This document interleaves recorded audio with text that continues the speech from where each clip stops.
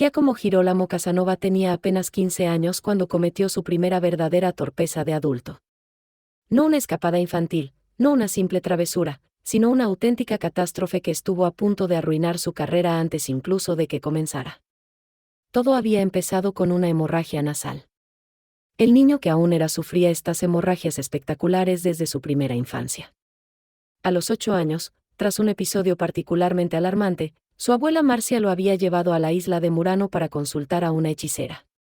La anciana, en su casucha llena de humo, había murmurado encantamientos, quemado hierbas extrañas, y el mal había cesado misteriosamente.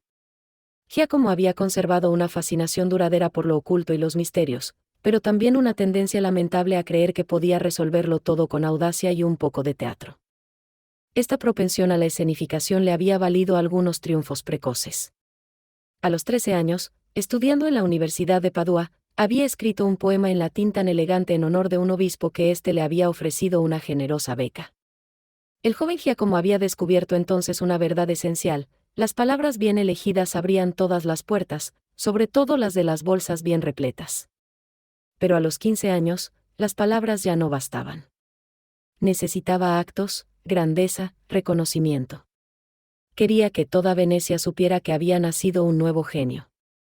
La ocasión se presentó cuando el padre Tosello, prestigioso predicador de San Samuele, cayó enfermo 3 días antes de Pascua. Giacomo, que seguía estudios de teología y ya llevaba el hábito eclesiástico, se ofreció voluntario para reemplazarlo. Después de todo, había compuesto brillantes sermones en latín, impresionado a sus profesores con su retórica, y poseía esa seguridad natural que caracteriza a los grandes oradores. Lo que no había previsto era que predicar ante 300 venecianos exigía algo más que elocuencia. Subió al púlpito el Viernes Santo con un sermón cuidadosamente preparado sobre los sufrimientos de Cristo. Los primeros minutos transcurrieron magníficamente. Su voz resonaba bien, sus frases se elevaban con gracia. Entre la congregación, reconoció a su protectora, la esposa del senador Malipiero, que le sonreía con orgullo. Luego llegó el momento crucial en que quiso improvisar, añadir un toque personal, demostrar su genio natural. Abandonó su texto y se lanzó a una metáfora audaz comparando la corona de espinas con... Ya no recordaba muy bien con qué. Las palabras se le escapaban. Balbuceó, se recuperó, intentó otra imagen, igualmente confusa. El silencio en la iglesia se volvió pesado. Alguien tosió. Una anciana en la primera fila cerró los ojos, y Giacomo nunca supo si era para rezar o para dejar de verlo. En un momento de pánico puro, recordó una historia divertida que un compañero le había contado el día anterior. Sin pensar, buscando desesperadamente reconquistar a su público, la contó. La anécdota trataba sobre un burro, un monje distraído y un saco de harina. Una risa ahogada recorrió la congregación. Pero no era la risa admirativa que esperaba. Era una risa incómoda, escandalizada. La esposa del senador Malipiero ya no sonreía en absoluto.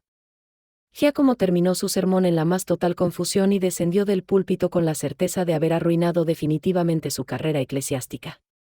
Lo que, irónicamente, resultó ser cierto, pero le abrió muchos otros caminos. El senador Malipiero, esposo de su protectora y aficionado ilustrado, lo convocó al día siguiente. Giacomo esperaba una reprimenda. Recibió una lección de vida. «Tiene talento, joven», comenzó el viejo patricio sirviendo él mismo el vino en su gabinete tapizado de libros. «Pero el talento sin juicio es como una góndola sin timón. Va rápido, desde luego, pero en cualquier dirección». Giacomo, mortificado, fijaba la mirada en sus zapatos. «Míreme», ordenó el senador.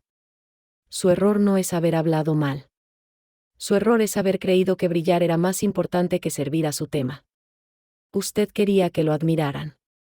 Los grandes hombres quieren que se admire su causa. Hizo una pausa, luego sonrió con ironía benévola. Dicho esto, la historia del burro era bastante divertida. Simplemente mal ubicada. Esta conversación marcó un punto de inflexión. Giacomo comprendió que hasta entonces había estado representando un papel sin vivirlo realmente. Se había puesto el hábito del sacerdote como un disfraz de carnaval, estudiado teología como quien aprende un texto teatral, pero sin interrogarse nunca sobre lo que realmente quería llegar a ser.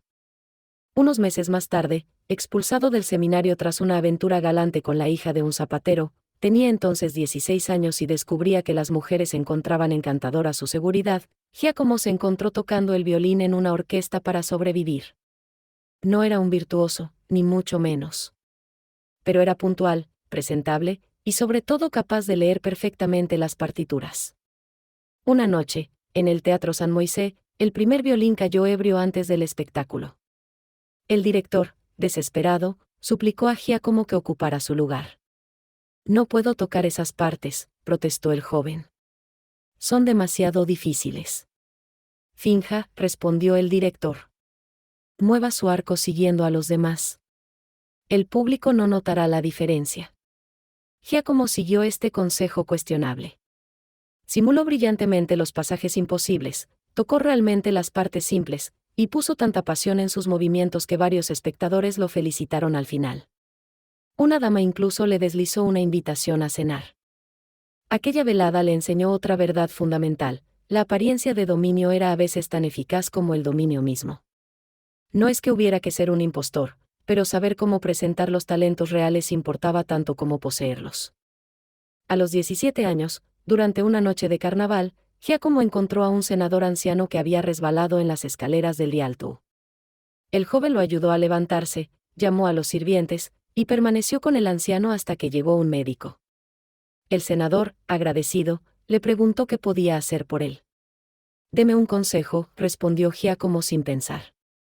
«¿Cómo se llega a ser alguien en Venecia?» El viejo patricio lo miró largamente. «No se llega a ser alguien en Venecia, muchacho. Se llega a ser útil. Venecia se encarga después de hacer de usted alguien». Luego añadió con una sonrisa enigmática: «Pero usted, creo que llegará a ser alguien a pesar de Venecia. Esa es a la vez su fuerza y su peligro». Estas palabras resultaron proféticas. Pues Giacomo Casanova nunca aprendió realmente a ser simplemente útil. Aprendió a ser indispensable, inolvidable, extraordinario. Y eso marcó toda la diferencia. Cuando abandonó definitivamente el hábito eclesiástico poco después de cumplir 18 años, ya había comprendido lo esencial: la vida no era una carrera que seguir sino una aventura que inventar. No sería ni sacerdote, ni músico, ni abogado. Sería Casanova. Pero he aquí la cuestión: aún no sabía que llegar a ser Casanova era una profesión de tiempo completo, y que la Serenísima República no siempre veía con buenos ojos esta profesión. Pero esa es otra historia. La de las memorias que comenzaría a escribir muchos años más tarde, después de haber conocido la gloria, el exilio, y una cierta celda bajo los tejados del Palacio de los Dogos, de cuya existencia ni siquiera sospechaba todavía. Por ahora, a los 18 años, con 3 sequíes en el bolsillo y una confianza infinita en su buena estrella, Giacomo Casanova miraba Venecia extenderse ante él como una promesa infinita. Por fin había comprendido quién quería ser. El mundo solo tenía que adaptarse. Ya que has visto hasta aquí, suscríbete, dale me gusta y comenta. Gracias.